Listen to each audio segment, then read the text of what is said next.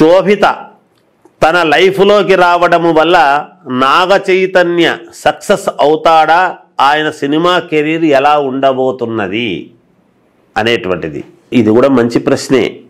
ఎందుకంటే ఒక వ్యక్తి తన జీవితంలోకి వస్తున్నప్పుడు ఆయన గతంలో కూడా సినిమా వాళ్ళ కెరీర్లో నాకు తెలిసినంత వరకు నాగ చైతన్య అనేటువంటి ఆ హీరో అతి తక్కువ కాలంలో గొప్పగా పైకొచ్చి తన నటన ప్రతిభతో తాత యొక్క లక్షణాలు సంపూర్ణముగా ఎంతో కొంత లేకుండా ఉన్నాయి కాబట్టి అతను కూడా చాలా యోగవంతంగానే చాలా సినిమాలు సక్సెస్ అయినాయి కదా.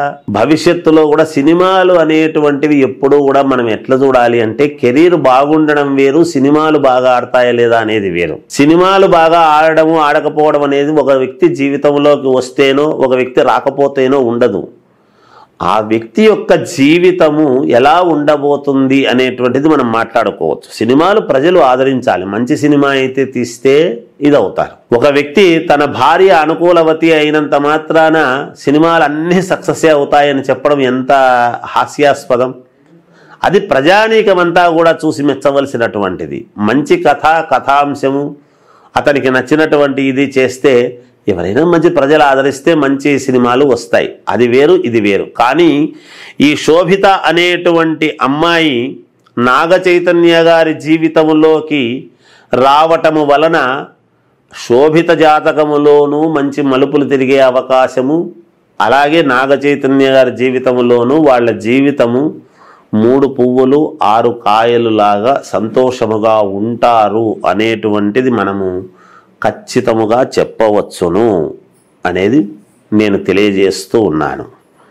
ఇక అక్కినేని వాళ్ళ ఇంట్లో అందరికీ సెకండ్ మ్యారేజెస్ అవుతున్నాయి. నాగార్జున గారికి, చైతూకు, సుమంత్ గారికి, వాళ్ళక్కకు, ఇలా అందరినీ మనము చూడండి. ఇది ఎంతవరకు న్యాయమో మనం మాట్లాడడం నిజానికి. అయితే ప్రశ్నలు వస్తాయి, ఉత్పన్నం అవుతాయి. ఒకటి వచ్చిన తర్వాత వాటెంబడవే అన్నీ వస్తాయి. ఇక్కడ పూర్వము అందరూ కూడా నాగదేవతలను బాగా ఆరాధించేటువంటి తత్వం ఉండింది.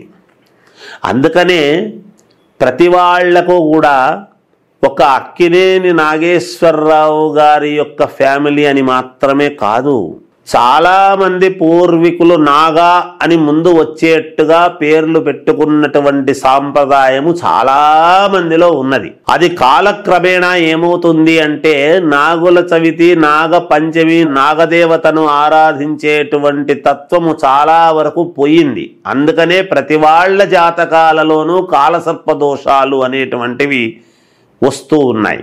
ఎందుకంటే పూర్వీకులు మనకు పరమేశ్వరుడు సకలైశ్వర్య ప్రదాత అని శివుడి ఆజ్ఞ లేనిదే చీమైనా కుట్టదును మనం చెప్పుకుంటున్నాం. అలాంటి పరమేశ్వరుడికి మాత్రమే సంతాన యోగం అనేటువంటిది ఉన్నది. ఒకటి గణపతి, 2 సుబ్రహ్మణ్య స్వామి. ఆ సుబ్రహ్మణ్య స్వామిని ఆరాధిస్తేనే విపరీతమైనటువంటి ఇది కుజుడు ఒక రకంగా సుబ్రహ్మణ్యేశ్వర స్వామి కాబట్టి సంతానము అనేటువంటిది కలుగుతుంది అని. ఆ సంతానం అందుకనే పూర్వీకులు అందరూ కూడా 10 మంది సంతానము, 12 మంది సంతానము, 13 మంది ఇలాగ అనేటువంటి వాళ్ళు. అందుకనే వాళ్ళ ఇంట్లో కూడా ఆ యొక్క దోషం అనేటువంటిది ఉంది కాబట్టే అక్కినేని నాగేశ్వరరావు గారికి నాగేశ్వరరావు గారని, నాగార్జున అని ఆయన పేరు, నాగ చైతన్య అని ఈయన పేరు, నాగ సుశీలమ్మ అని ఆమె పేరు. ఇలా నాగా అనేటువంటి శబ్దము ముందు వచ్చి పెట్టుకునేటువంటిది ఉన్నది. అది వాళ్ళ యొక్క కుటుంబంలో ఉండేటువంటి చిన్న మామూలు ఆరాధిస్తుంటారు కాబట్టి అలా చేసుకుంటూ వచ్చారు. అలా ఉన్నంత మాత్రాన వీళ్లకు మాత్రమే మనము ఇలా జరుగుతుంది, ఇంకా ప్రపంచంలో ఎవరికీ ఇలాంటివి జరగలేదు అని అనడం చాలా తప్పు. ఎందుకంటే వీళ్ళ ఫ్యామిలీ కొంచెము అందరికీ తెలుసు కాబట్టి వెంటనే ఫోకస్ వాళ్ళ మీదకి పోతూ ఉన్నది. ఇలాంటివి సమాజంలో చాలామందికి జరుగుతూ ఉంటాయి, మనకు తెలియదు, మన వరకు రావు. నిజానికి మనము కూడా ఎప్పుడు ఎలివేట్ అవుతాము గొప్పగా అంటే ఇటువంటి వాళ్ళ మీద ఏదైనా ఒక మాట అనేస్తే మనం గొప్పవాళ్ళం అవుతుంటాం. మామూలు వ్యక్తుల మీద అంటే మనం కూడా గొప్పవాళ్ళం ఎలా అవుతాం మరి అదే కదా ఈనాడు జరుగుతూ ఉండేటువంటిది. ప్రసార మాధ్యమాలు అనేటువంటివి చాలా అనుకూలముగా ఉన్నాయి కదా అని మనం ఏది బుద్ధి పుడితే అది మాట్లాడుతున్నాము. కత్తి మన చేతుల్లో ఉంది కదా అని ఎవడికి వాడు తన మెడ తానే కోసుకునేటువంటి పరిస్థితుల్లోకి వస్తున్నారు. అది మంచి సాంప్రదాయము కాదు అనేటువంటిది నేను సవినయముగా తెలియజేస్తున్నాను కొంతమందికి. అలాగే సమంత నాగ చైతన్య జాతకాలు నిజంగానే కలవలేదా? వాళ్ళు విడిపోవడానికి జాతకాలు కారణమా? జాతకాలలో 50% ఉంటే మిగతా 50% చుట్టూ ఉండేటువంటి మనుషుల యొక్క ప్రభావము కూడా ఉంటుంది.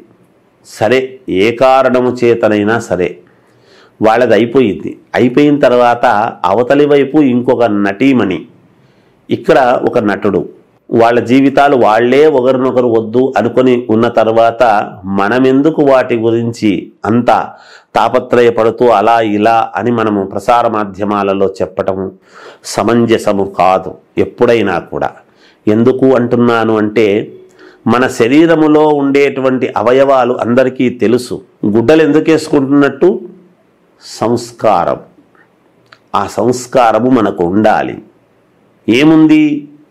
అందరికీ తెలుసు కదా, నేను ఇలా ఉంటాను అని వివస్త్రున్నై నిలబడితే సమాజం ఒప్పుకుంటుందా? కాదు కదా.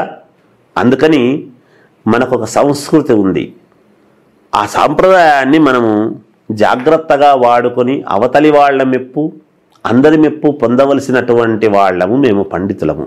కనుక దీన్ని జాగ్రత్తగా మనం చెప్పాల్సి వచ్చినప్పుడు మాట్లాడాలని నా యొక్క సూచన.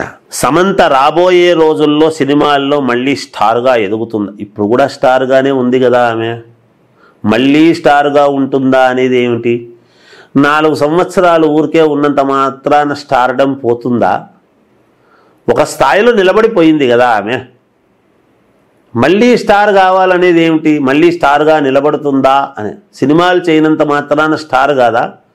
ఒక స్టార్గా వెలిగి ఆమె మధ్యలో ఆమె ఆరోగ్య పరిస్థితుల దృష్ట్యా కావచ్చు, లేదు ఏ కారణం చేతనైనా ఆమె కొద్ది రోజులు ఆగింది. ఏమైంది దానివల్ల? అందరూ స్టార్లే, సినిమా స్టార్లే. ఎవరు స్టార్ కాదు, తెర మీద కనపడుతున్నారు, ఎంతో కొంతమంది వాళ్ళని అభిమానిస్తున్నారు అంటే స్టార్లు అయితేనే కదా అభిమానిస్తారు. ఊరూరికే ఎవరిని అభిమానించరు కదా. చిన్న నటనతో ప్రారంభించినటువంటి వాళ్ళ దగ్గర నుంచి పెద్దవాళ్ళు అయ్యేటువంటి దాకా అందరూ కనపడితేనే కదా సినిమా. అది అందరూ ఉంటేనే కదా సినిమా అవుతుంది. అందుకని ఆమె ఎప్పుడూ స్టార్గానే ఉంటుందని నా అభిప్రాయం. సినిమాలు చేయొచ్చు, చేయకపోవచ్చు, స్టార్ కాదు అని అనగలమా? ఇప్పుడు మనం అనలేము కదా. ఆమె జాతకము యోగవంతమే, బాగుంది. విడిపోయినంత మాత్రాన జాతకాలు ఇబ్బంది పడతారా? అది కాదు కదా జీవితంలో. వ్యక్తిగతముగా ఆమె ఎప్పుడూ గొప్పగానే ఉంటుంది అని నేను తప్పకుండా చెప్పగలను.